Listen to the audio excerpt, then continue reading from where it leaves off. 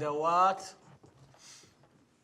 النداء: الأول يا، الثاني همزة، الثالث أي، والرابع أيا. أيا زيد. نعم.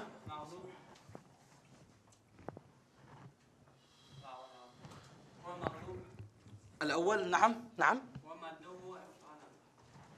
هذا أنت هنا منذ ساعة هنا فقط. المنادى في اللغة هو المطلوب إقباله مطلقا. طبعا اختلفوا بالمنادى. أحبتي الأعزاء، وصل الكلام إلى المنادى.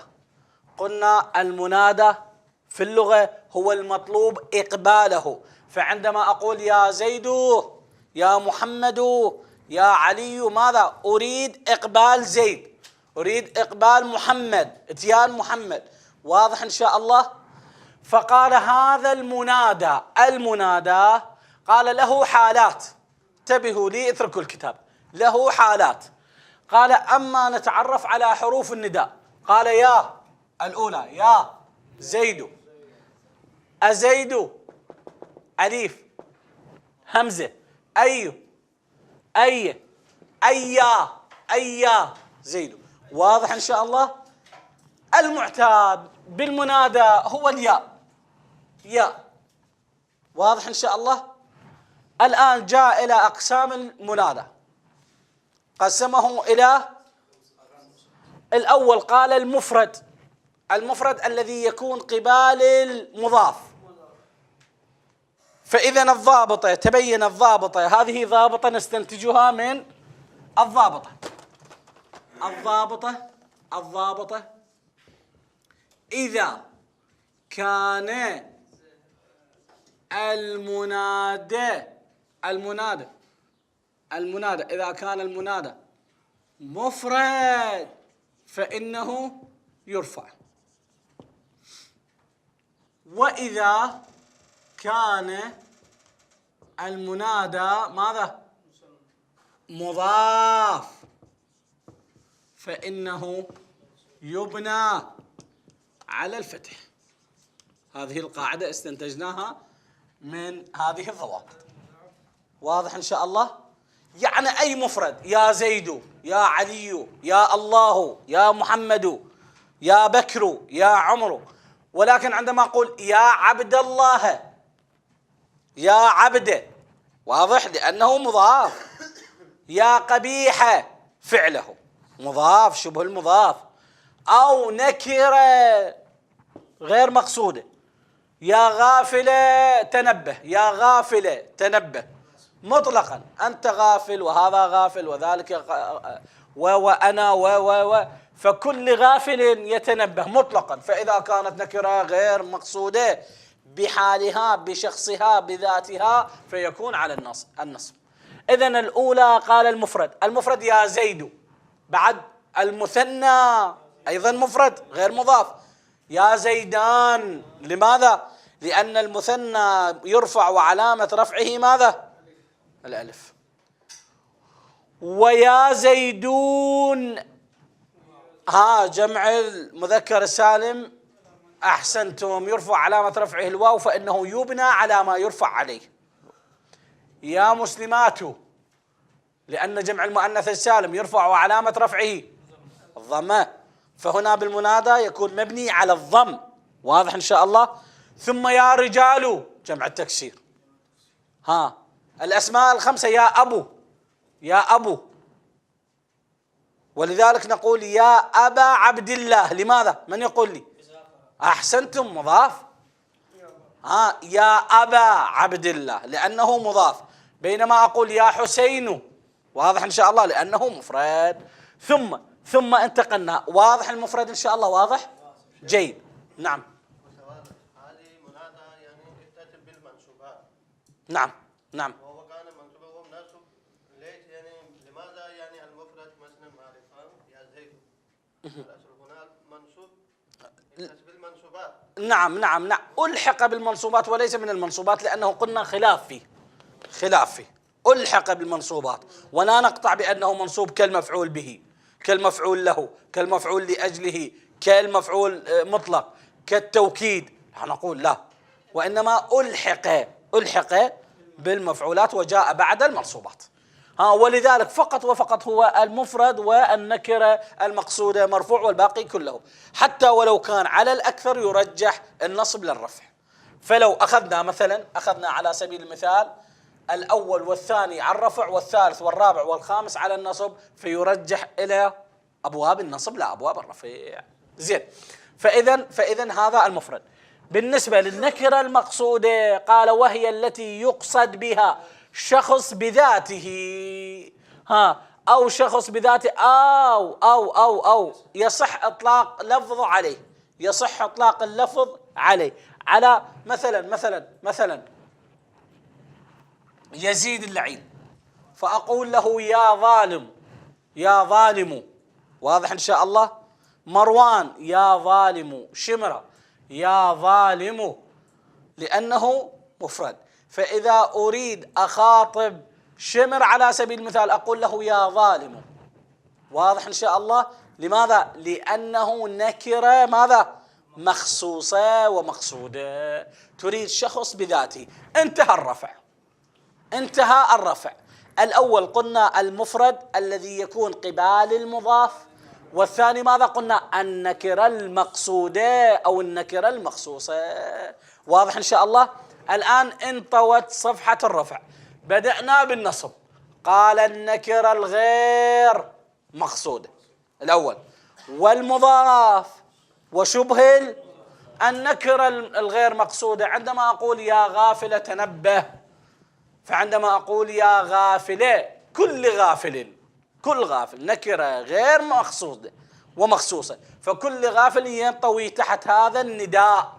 فإذا انطوى صارت واسعة، صارت عموم، صارت شمول، فتبنى على الفتح، تكون منصوبة. أقول يا غافلة تنبه. لو سألني قال لماذا نصبت غافلة؟ أقول لأنه نكرة غير مقصودة. واضح إن شاء الله. الثاني ماذا قال المضاف مطلقا، يعني يا طالب علم، أصلها طالب علم، طالب ثم علم. زين،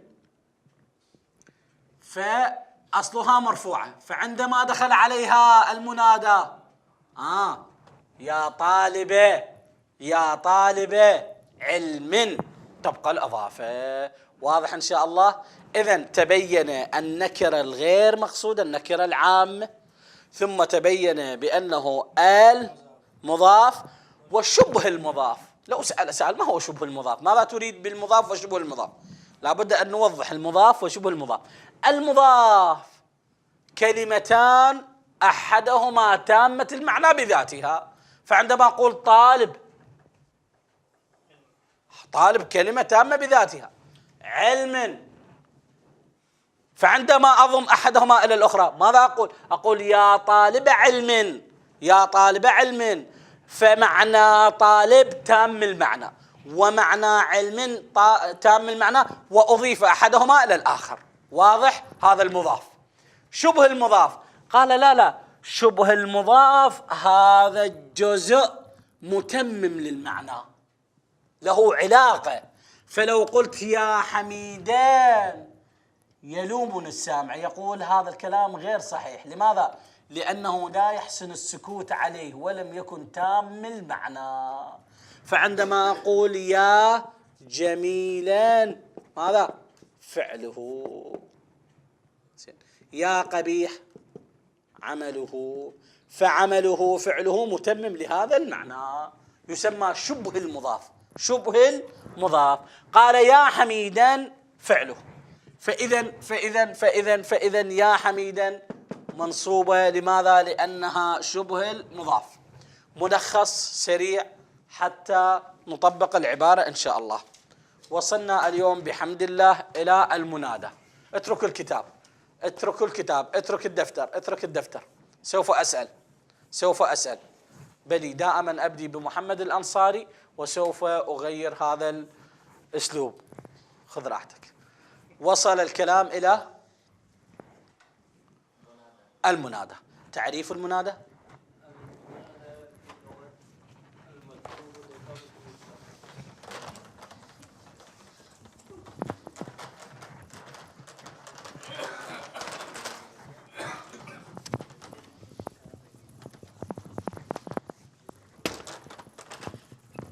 الآن تبقى الذاكرة وحدها في الميدان.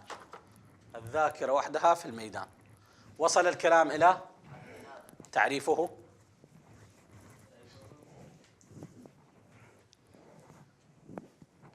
هو الإقبال،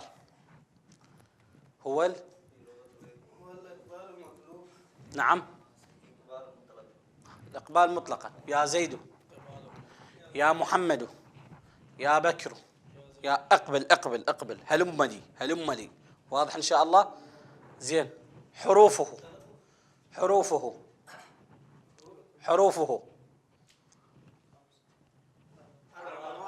نعم. الأول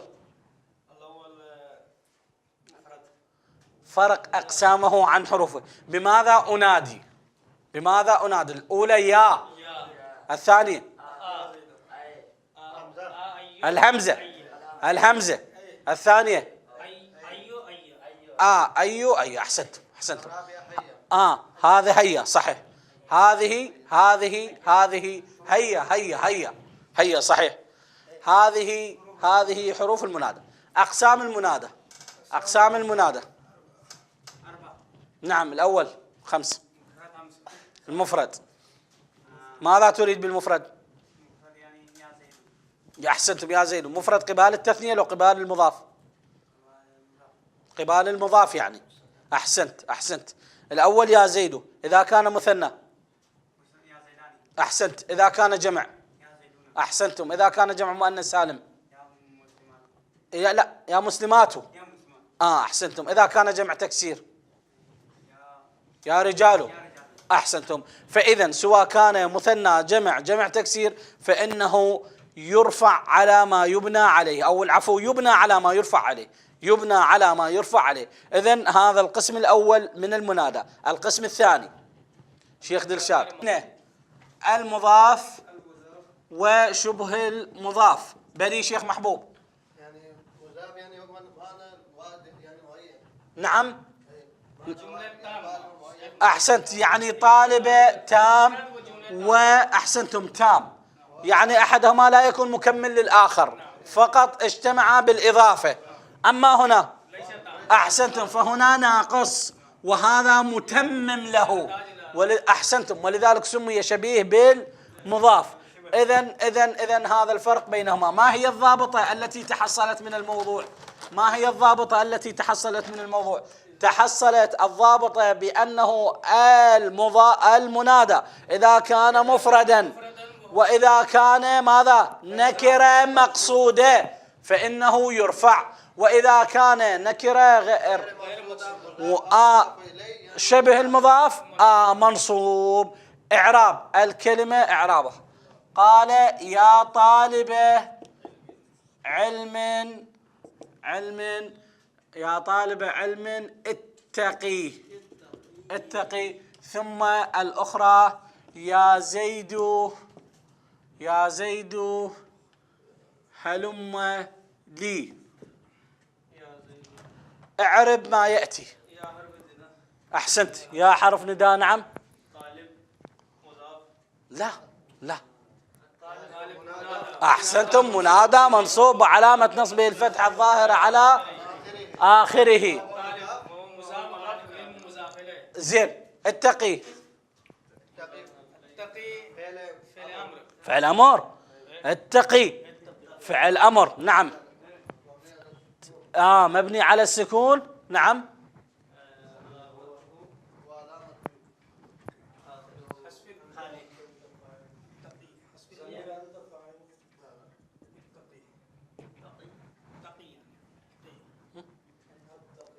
نعم. حذف الياء. ما هو الداعي لحذف الياء؟ هذا فعل أمر.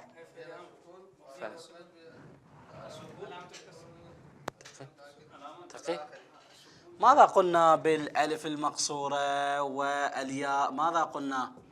ماذا قلنا بألف المقصورة والياء في بداية الكتاب؟ حذف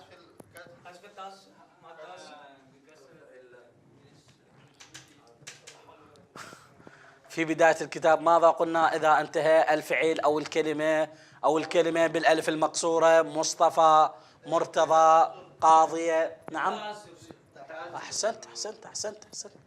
لأنه هناك فرق بين التعذر وبين الاشتغال وبين ماذا؟ المناسبة. فقلنا إذا كان ألف المقصورة فالتعذر، إذا كانت ياء المناسبة، وإذا كانت ياء أصلية مثل قاضي ماذا؟ اشتغال محل بالحركة المناسبة. والفاعل ضمير مستتر تقديره أنت. يا زيد هلم لي.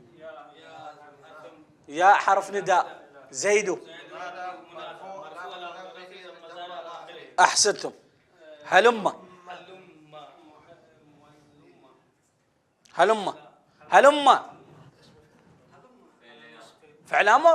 فعل أمر يدل على الطلب. هلمي وزين ويقبل الياء. هلم، تعال فعل أمر زين مبني على السكون لأنه صحيح الآخر. والفاعل ضمير مستتر تقديره أنت. غالبا ما يستتر الفاعل في فعل الأمر. ولي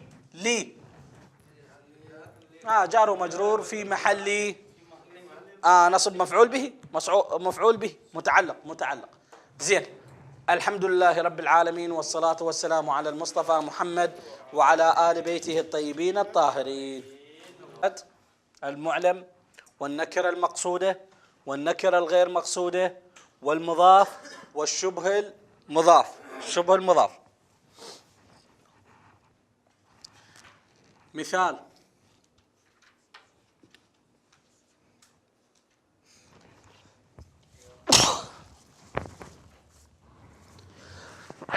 الحمد لله والشكر لله رب العالمين. أثابكم الله.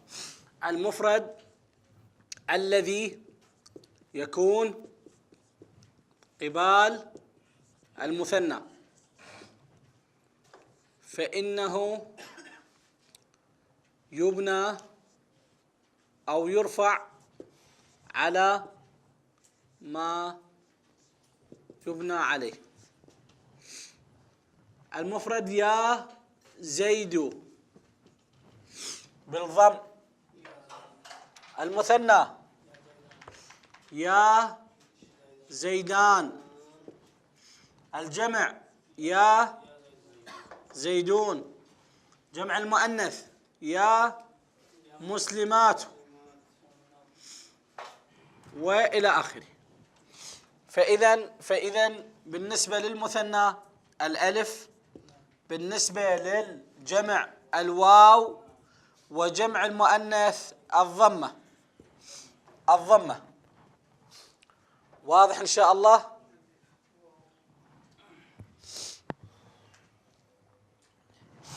ثم النكرة المقصودة قال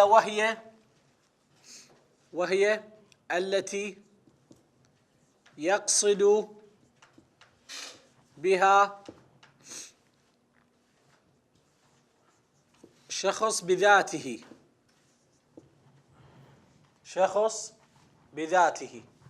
مثالها: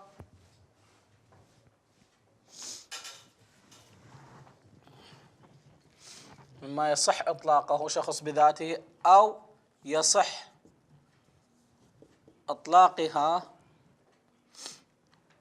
لفظا عليه. مثالها: يا ظالم بالضم. إذن نكرة مقصودة والمفرد الضمة، يعني الرفع. النكرة الغير مقصودة وهي التي لم يقصد بها واحد بعينه. يا غافلا.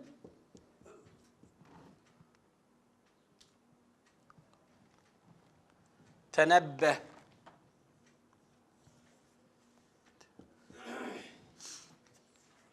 فتريد بها الإطلاق،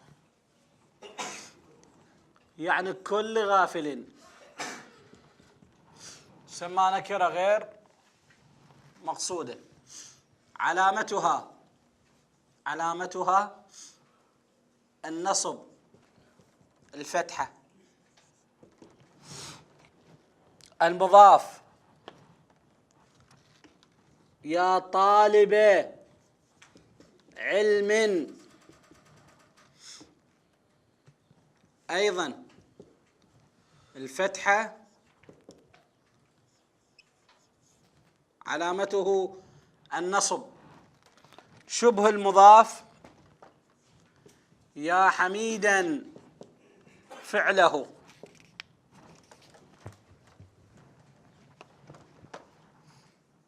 منصوب بالفتحة وعلامة نصبه